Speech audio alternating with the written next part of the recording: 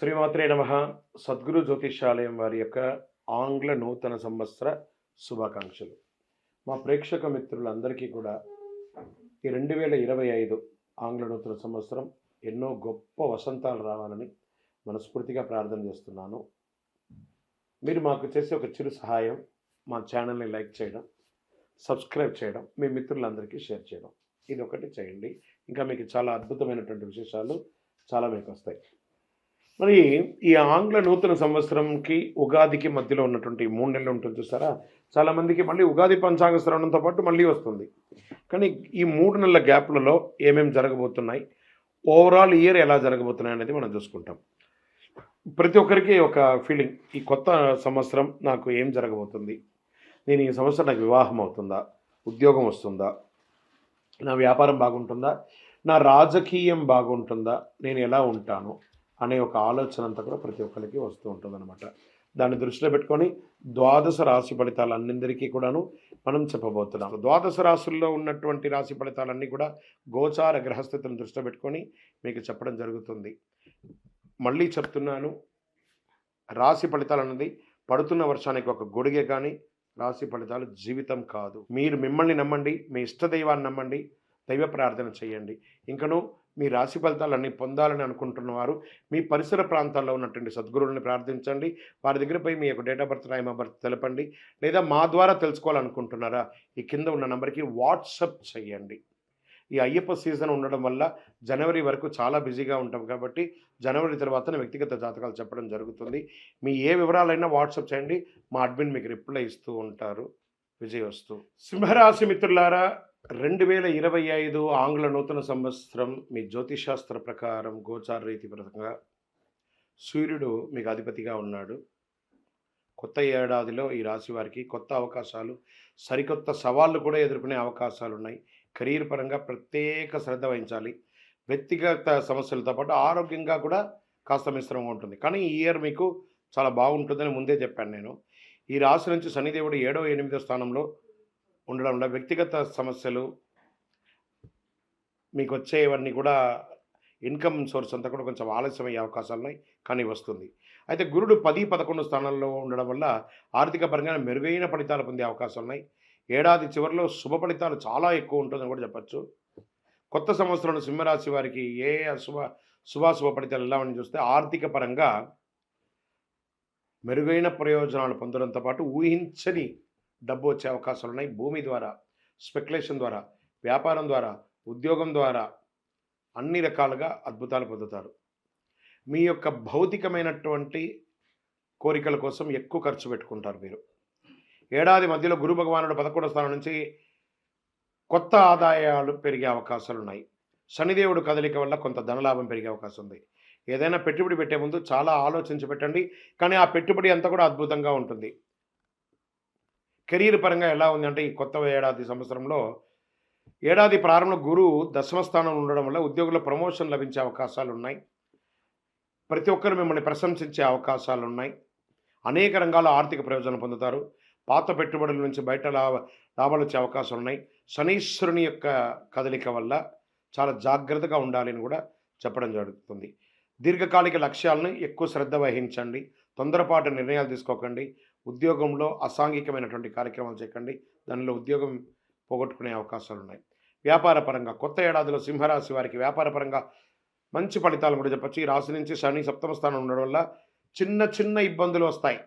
8వ స్థానంలో ప్రవేశించడం కూడా వ్యాపారకు ప్రతికూల ఫలితాలు ఉన్నా గురు భగవానుడి యొక్క దీంతో అద్భుతంగా ఉంటుంది. పెట్టుబడులు పెట్టడంలో చాలా రిస్క్ తీసుకోవాల్సి ఉంటుంది.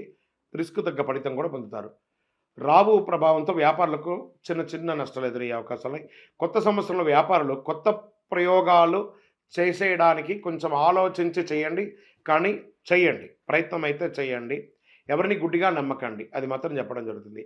మీ ప్రేమ జీవితంలో ప్రేమికులుగా ఉన్నవాళ్ళు మిశ్రమ ఫలితం చెప్తుంది. భార్యాభర్తల మధ్య సఖ్యత లోపం అవుతుంది, కొంత జాగ్రత్త పడండి. అన్నదమ్ముళ్ళు, అక్కచెల్ల, తల్లిదండ్రుల మధ్య కాస్త సఖ్యత లోపం అవుతుంది. కూర్చొని మాట్లాడి సరిదిద్దుకోండి. వివాహాల కోసం ప్రయత్నం చేసే వాళ్ళకి ఇది ఒక మంచి సమయం అని కూడా చెప్పచ్చు. కాలం గడిచే కొద్దీ గురు భగవానుడు 11వ స్థానంలో ప్రవేశించడంతో పరిస్థితులు చాలా చక్కబడతాయి. సంబంధాలు మెరుగుపడతాయి. సామాజిక గౌరవం మెరుగుపడుతుంది. సమాజంలో పలుకుబడి ఉన్న వారి పరిచయాలు పెరుగుతాయి. మీ వ్యక్తిగత జీవితాల్లో నిర్ణయాలు చాలా తెలివిగా తీసుకుంటారు. గౌరవం పెరుగుతుంది. కుటుంబ జీవితంలో మీకు అన్ని రకాల మద్దతు పొందే అవకాశాలు, గురు శని ప్రభావంతో మిశ్రమ ఫలితాలు పొందినా ఇంట్లో ప్రశాంతమైనటువంటి వాతావరణం ఉంటుంది. నూతన గృహం కట్టుకునే అవకాశాలు ఉన్నాయి, లేదా భూమి కొనుక్కునే, వాహనం కొనుక్కునే, ఆభరణాలు కొనుక్కునే అవకాశాలు బాగా కనబడుతున్నాయి. ఏడాది పొడవునా సానుకూలంగానే ఉంటుందని చెప్పచ్చు. మే తర్వాత చాలా అద్భుతంగా ఉంటుందని చెప్పచ్చు. విద్యారంగంలో వారికి విద్యార్థులు చాలా కష్టపడి చదవాలి మొదటి 3 నెలలు. దాని తర్వాత ఉన్నత విద్యను అభ్యసించాలని కోరుకునే వారికి ఖచ్చితంగా మీ కోరిక నెరవేరుతుంది. న్యాయ రంగంలో, విద్యారంగంలో, డాక్టర్ రంగంలో చదువుకున్న వాళ్ళకందరికీ వీళ్ళన్నీ కూడా చాలా అద్భుతమైనటువంటి అవకాశాలు కనబడుతున్నాయి.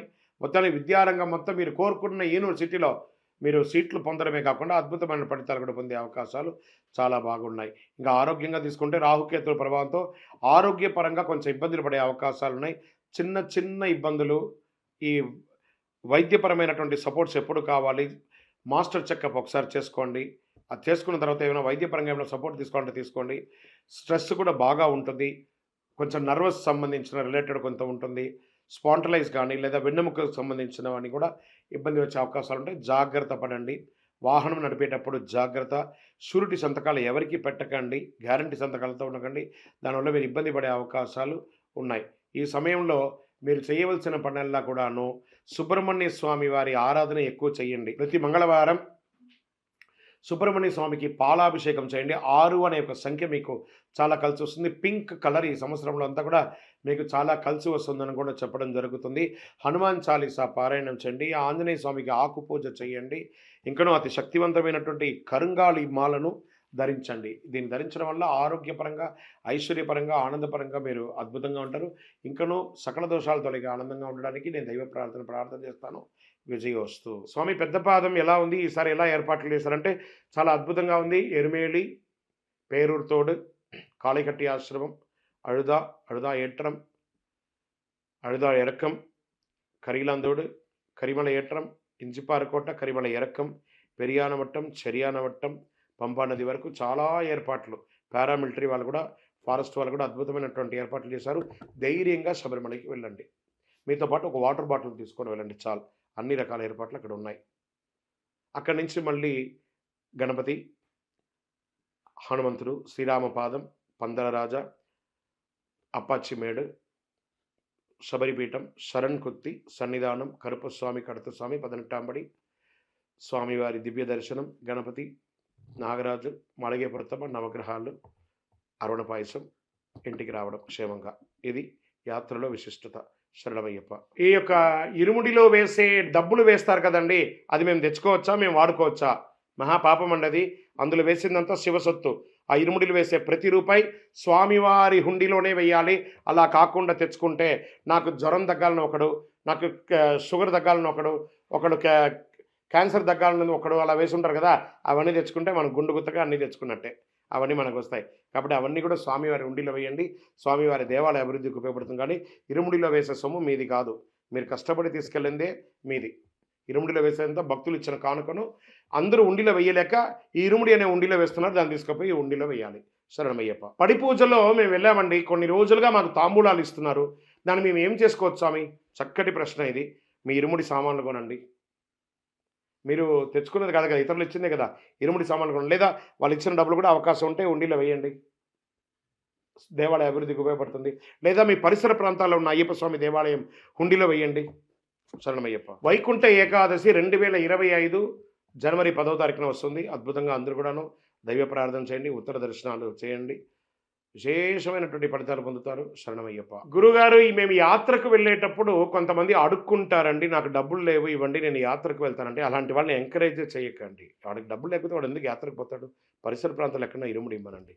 అంతేకాని అడుక్కొని యాత్రకు వెళ్ళకండి. అయ్యప్పను కించపరచకండి. అంతకంటే దౌర్భాగ్యం ఇంకోటి లేదు. శరణమయ్యప్ప. ఏమండి, మేము న్యూ ఇయర్ నాడు మేము ఎలాంటి పూజలు చేసుకోవాలంటే మీరు కావాలంటే గమనించి చూడండి. ఉగాది కంటే కూడా జనవరి 1 నాడే క్యూ విపరీతంగా కడతారు దేవాలయాలకి. కాబట్టి దైవభక్తి ఉంటుందండి. ఇది పాశ్చాత్యంది, వాళ్ళది, వీళ్ళదని కొంత వితండంగా వాదించే వాళ్ళు కాస్త నోరు మూసుకొని ఉండండి. జనవరి 1 నాడు చూడండి, ప్రతి దేవాలయం వెలిగిపోతుంది. వేళల్లో భక్తులు అక్కడ తయారవుతున్నారు. చాలా అద్భుతంగా ఉంటారు. వాళ్ళకి ఏ విధమైన నియమ నిబంధన లేదండి. మీరు ఎలా ఉండాలనుకుంటున్నారో అలా ఉండండి. ఇలాగే ఉండండి భక్తిగా. ఎవరో కొంతమంది నాస్తికవాదులు దీన్ని వాదిస్తూనే ఉంటారు. న్యూ ఇయర్ ఆకులుంది, వతుంది అని. న్యూ ఇయర్ అంటే అది న్యూ ఇయర్ మొదటి రోజు. కాబట్టి అది చేయండి ప్రతి ఒక్కళ్ళకి. మనము నేను మాఘమాసంలో పుట్టాను, చైత్ర మాసంలో పుట్టాము అనట్లేదు. జనవరి పుట్టాను, ఫిబ్రవరి పుట్టాను, మార్చి పుట్టానని అంటున్నారు. సో, ఆంగ్ల నూతన సంవత్సరమే కదా! After 12 it's a day start. 1 midnight దాటిందంటే 1 అనే కదా అంటున్నాం. పొద్దున 5ని 1 అంటున్నామా? కాబట్టి మనం పాటిస్తున్నవన్నీ కూడా పాశ్చాత్యంగా పాటిస్తున్నాం.